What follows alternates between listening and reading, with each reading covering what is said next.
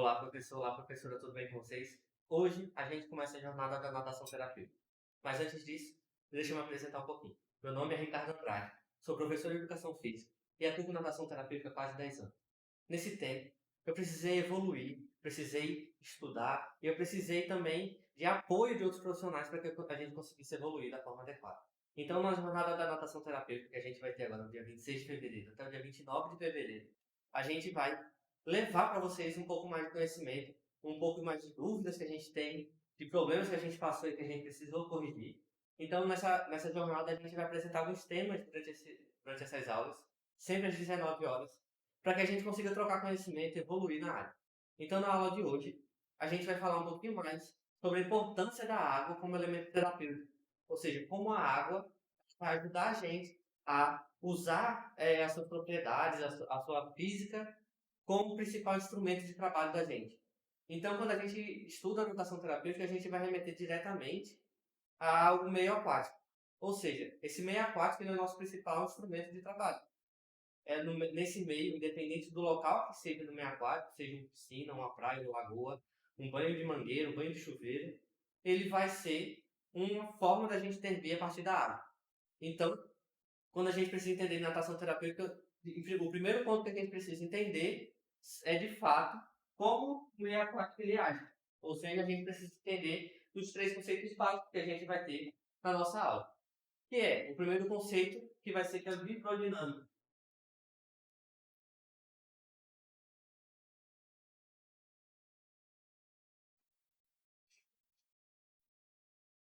Tá? Esse conceito de hidrodinâmica ele vai ser dividido em outros fatores. Tá?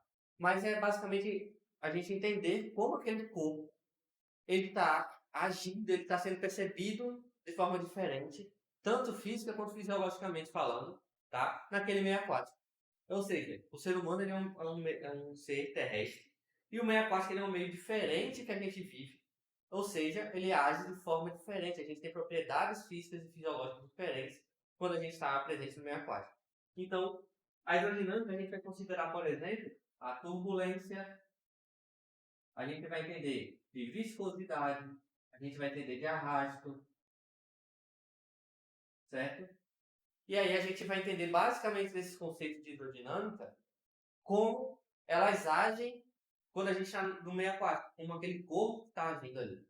Então, quando a gente recebe uma criança, um adolescente neurodiverso dentro da água, a gente precisa entender como aquele corpo está sendo percebido, certo?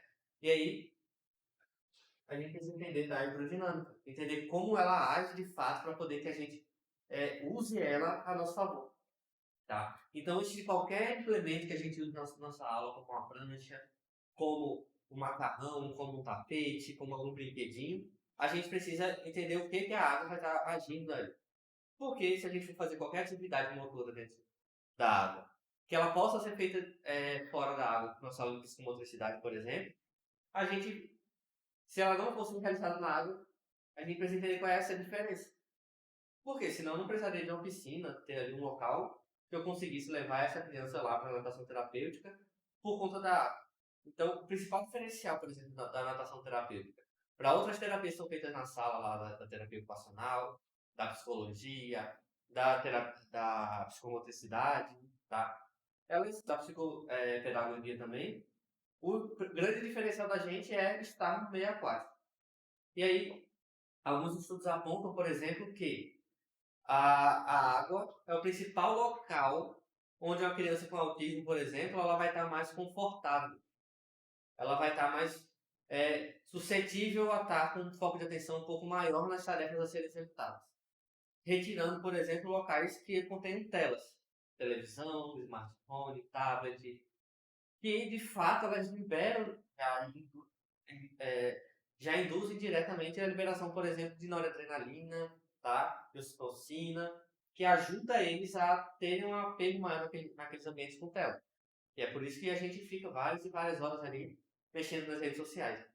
E aí, a água ela é o principal local que a gente tem de conforto para essas crianças e para esses adolescentes. Ou seja, o grande diferencial da gente trabalhar, por exemplo, na água, quando a gente pensa na parte psicológica, cognitiva daquela criança, é o ambiente, o meio aquático ali que ela está, ela é um local de conforto que ajuda ele a ter uma maior percepção do seu corpo, tá? E aí a gente vai usar esse conceito para começar a partir deles, a gente conseguir desempenhar uma aula da forma adequada, tá? Em segundo ponto, que apesar de muitas vezes a gente confundir esses conceitos de hidrodinâmica, a gente vai ter as propriedades da água.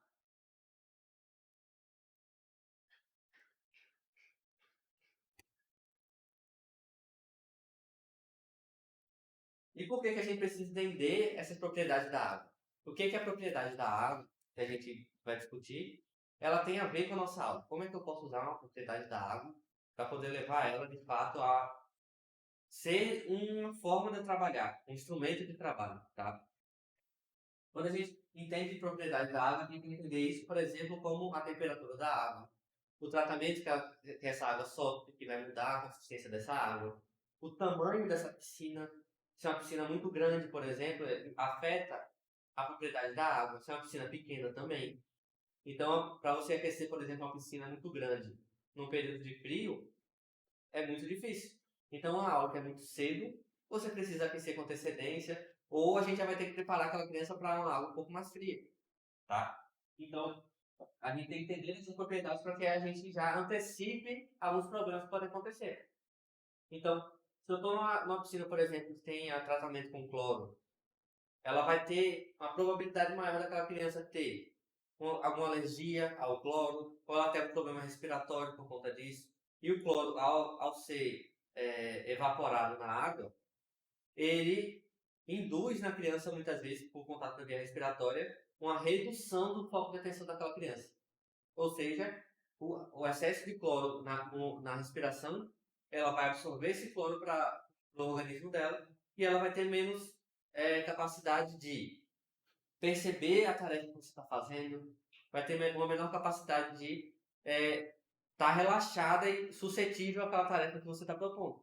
E aí você não vai ter sucesso no que você tá, na atividade que você planejou, não porque você não conseguiu se comunicar, não porque você não conseguiu ter a melhor didática possível, mas porque aquela criança está estressada por conta do cloro, tá? Então a gente tem que entender o que, que é que está acontecendo naquele local para que a gente consiga já antecipar os problemas. A gente pensar na forma mais adequada de agir, em como a gente vai suprir essa demanda que está aparecendo. Tá? Não é proibido, por exemplo, ter um tratamento de cloro na piscina que vai ter a natação terapêutica. Mas a gente vai ter outros tratamentos que são mais adequados, ou seja, eles vão ter melhor custo-benefício para a terapia que a gente vai propor. Tá?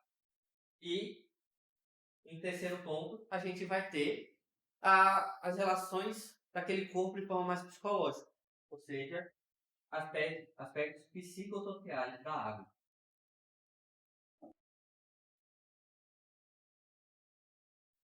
O que seriam esses aspectos psicossociais? Quando o ambiente da água, como a gente falou, ele é um ambiente que leva conforto, que ele leva tranquilidade, que ele leva relaxamento para aquela criança. Então, se eu estou propondo um ambiente adequado para ela, com a temperatura adequada, com o tratamento adequado, usando aquela água como elemento terapêutico, eu vou ter um benefício muito grande, tá? Então, mesmo que seja numa aula individual, que a gente vai discutir na próxima aula, nas próximas aulas, a gente vai ter o benefício de ter um relaxamento positivo.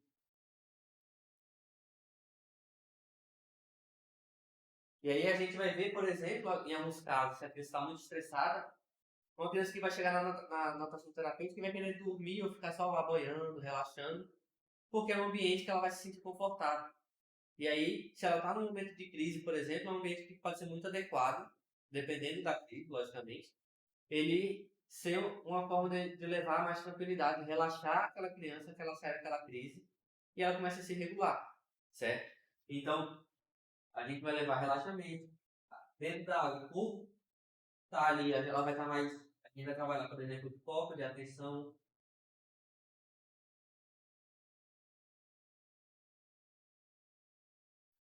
Se você está mais relaxado, se você está mais tranquilo, logicamente aquela criança ela vai estar mais suscetível a receber algum comando, a realizar uma tarefa com mais tranquilidade, a observar e reter melhor aquela informação que você está passando. Então não adianta a gente, como professor de natação terapêutica, se preocupar demais com a didática que a gente vai passar, que é muito importante, mas a gente não se preocupar primeiro com o ambiente que a gente está ali. e se preocupar em como é que eu vou propor àquela criança, aquele adolescente, um ambiente que vai ser o melhor possível naquele momento e em como eu vou usar esse ambiente para a favor daquela criança.